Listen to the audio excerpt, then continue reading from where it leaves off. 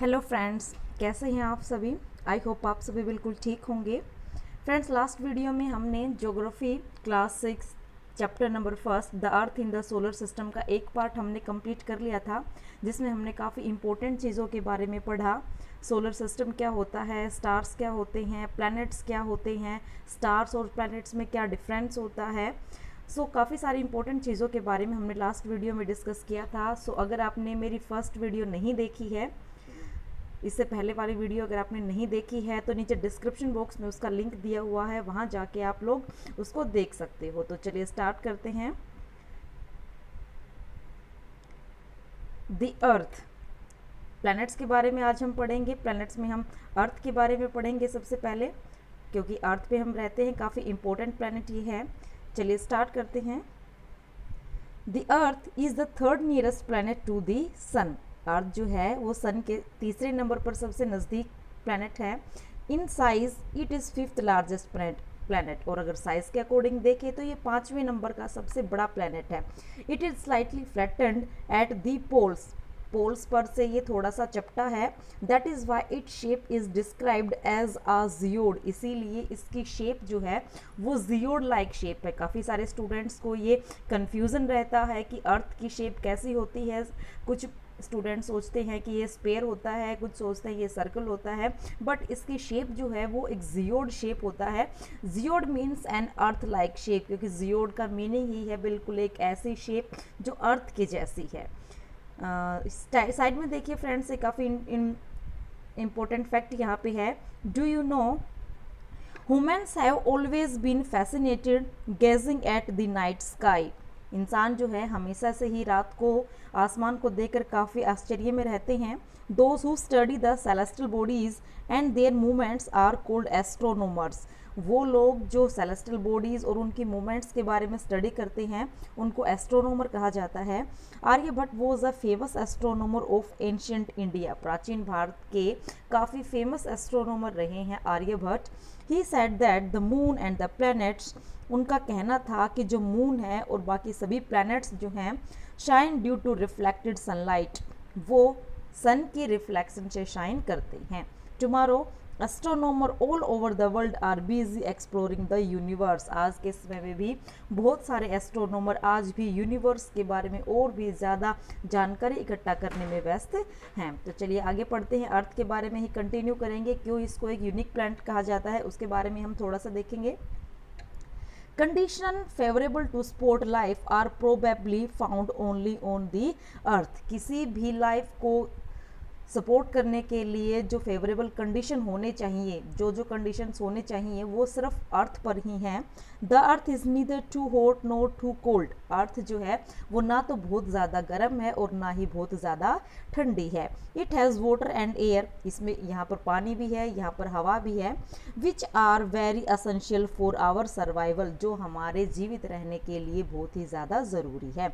The air has life supporting gases like oxygen. हवा में life को सपोर्ट करने वाली बहुत ही इंपॉर्टेंट गैस ऑक्सीजन जो है वो भी है। बिकॉज ऑफ दीज रीजन, इन सभी कारणों की वजह से the earth is a unique planet in the solar system. इन सभी कारणों की वजह से, क्या क्या कारण है, ना तो ये ज़्यादा गर्म है ना ये ज़्यादा ठंडी है, यहाँ पर पानी भी है, यहाँ पर हवा भी है, और सबसे इम्पोर्टेंट गैस जो सर्वाइवल के लिए ज़रूरी है ऑक्सीजन, वो भी यहाँ पर मिलती है। इन सभी कारणों की वजह से सोलर सिस्टम में अर्थ जो है वो एक यूनिक प्लैनेट है।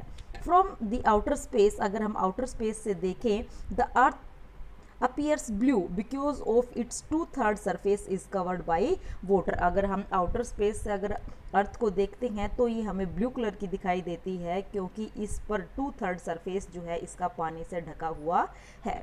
It is therefore called a blue planet, क्योंकि ये आउटर सरफेस से देखने पर ब्लू कलर की दिखाई देती है, इसीलिए इसको ब्लू प्लैनेट भी कहा जाता है। आगे हम पढ़ते हैं मून के बारे में, जो कि अर्थ का एक नेचुरल सैटेलाइट है। पढ़ते हैं इसके बारे में।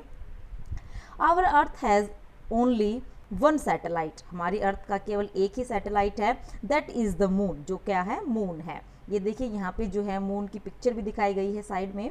Its diameter is only 1/4 that of the earth. इसका डायमीटर जो है वो अर्थ के सिर्फ 1/4 यानी कि 1/4 हिस्सा है।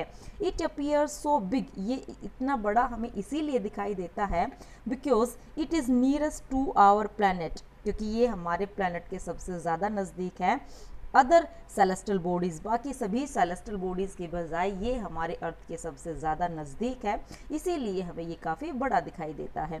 It is about 3,84,400 kilometre away from us, ये हमसे 3,84,400 किलोमीटर दूर है। हमने लास्ट वीडियो में पढ़ा था सन जो है वो अर्थ से 150 मिलियन किलोमीटर दूर है। Now you can compare the distance of the earth from the sun and from the moon। अब आप अपने आप भी कंपेयर कर सकते हो कि सन हमसे कितनी दूर है और मून हमसे कितनी दूर है। आगे पढ़ते हैं। The moon moves around the earth in about 27 days। Moon जो है अर्थ के चारों ओर 27 डेज में अपना एक राउंड कंप्लीट कर लेता है। It takes exactly the same time to complete one spin। लगभग इतने ही दिन इसको अपने अक्ष पर घूमने में भी लगते हैं। As a result only one side of moon is visible to us on the earth. यही कारण है कि जब हम अर्थ से मून को देखते हैं तो हमें सिर्फ इसका एक साइड ही दिखाई देता है। The moon does not have condition favourable for the life. Moon पर ऐसे कंडीशंस नहीं हैं जो लाइफ को पॉसिबल कर पाए। It has mountain, plains and depression on its surface. इसके सरफेस पर माउंटेन्स हैं, प्लेन्स हैं और डिप्रेशंस यानी कि बड़े बड़े गड्ढे भी वहाँ पर हैं। एक इम्पॉर्टेंट फैक्ट यहाँ साइड में दिया गया है फ्रेंड्स, इसको और देख लेते हैं। Interesting facts. Neil Armstrong was the first man to step on the surface of the moon on 20 July 1969। Neil Armstrong वो पहले ऐसे इंसान थे जो मून पर सबसे पहले गए थे, और वो कब गए थे? 20 जुलाई 1969 को वो वहाँ पर गए थे। Find out other any Indian has launched on the moon. अब पता कीजिए कि कोई और भी ऐसे इंडियन हैं जो मून पर गए हैं। उसके बाद आगे देखते हैं सैटेलाइट के बारे में। यहाँ पे दिया गया है इंपॉर्टेंट। मैंने सैटेलाइट के बारे में लास्ट वीडियो में भी आपको बताया था।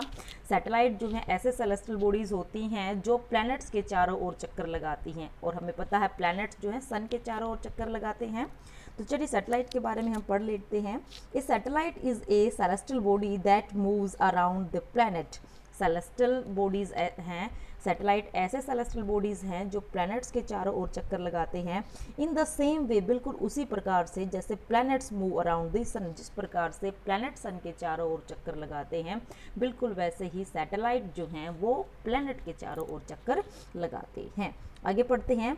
A man made satellite. अब कुछ ऐसे सैटेलाइट भी हैं जो इंसान ने अपनी सहूलियत के अकॉर्डिंग स्पेस में भेज रखे हैं, तो उनको जो है, जो इंसान ने जो सैटेलाइट बनाए हैं उनको मैन मेड सैटेलाइट कहा जाता है।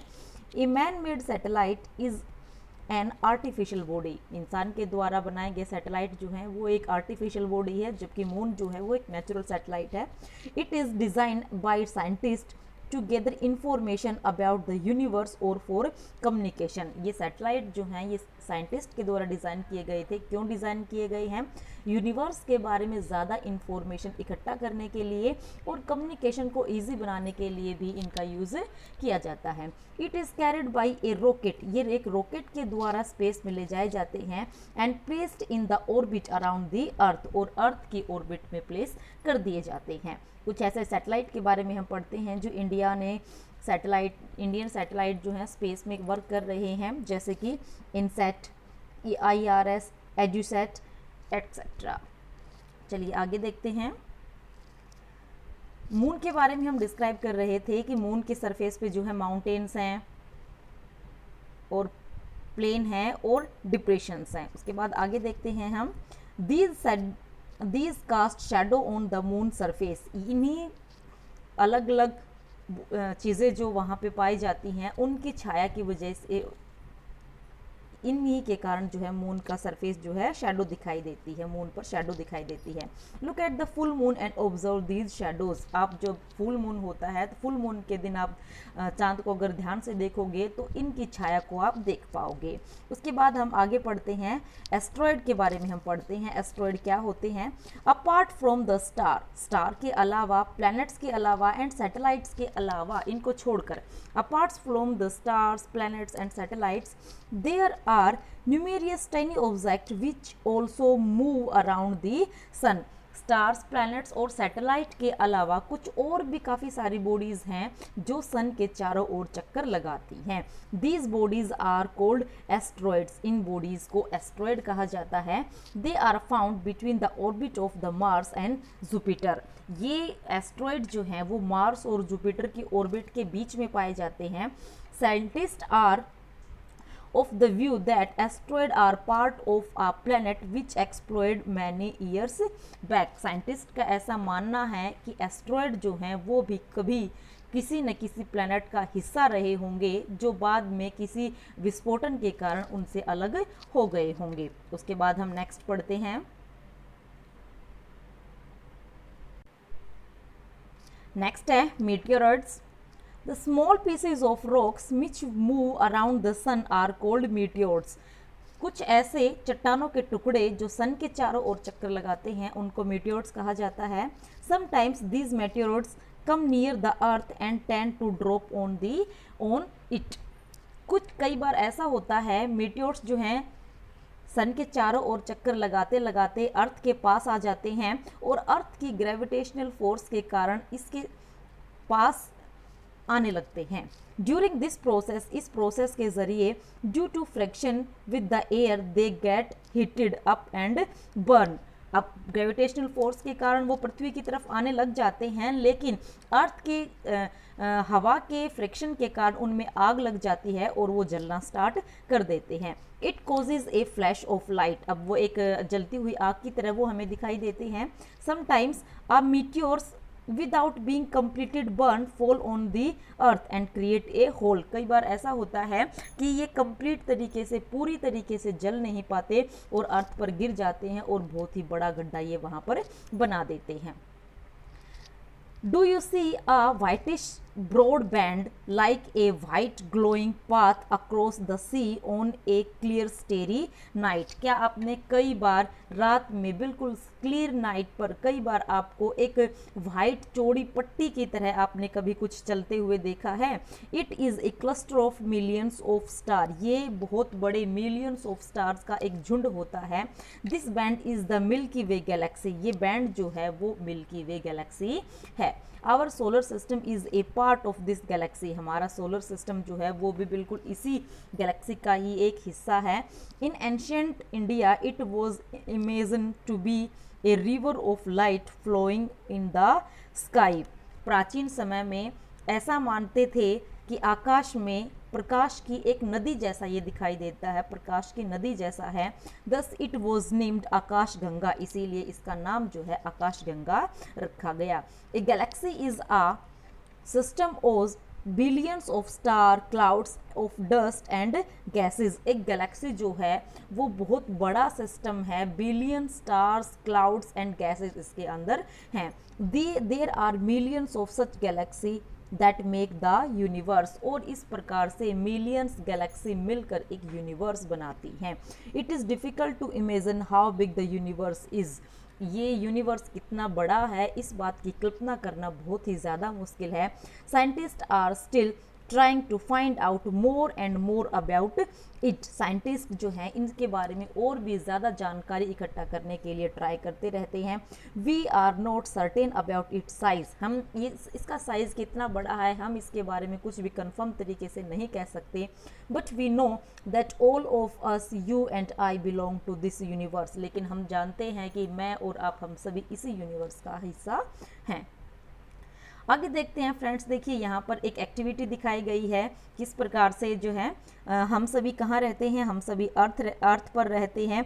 और अर्थ जो है वो किसका हिस्सा है, अर्थ सोलर सिस्टम के अंदर है, हम सोलर सिस्टम के अंदर हैं।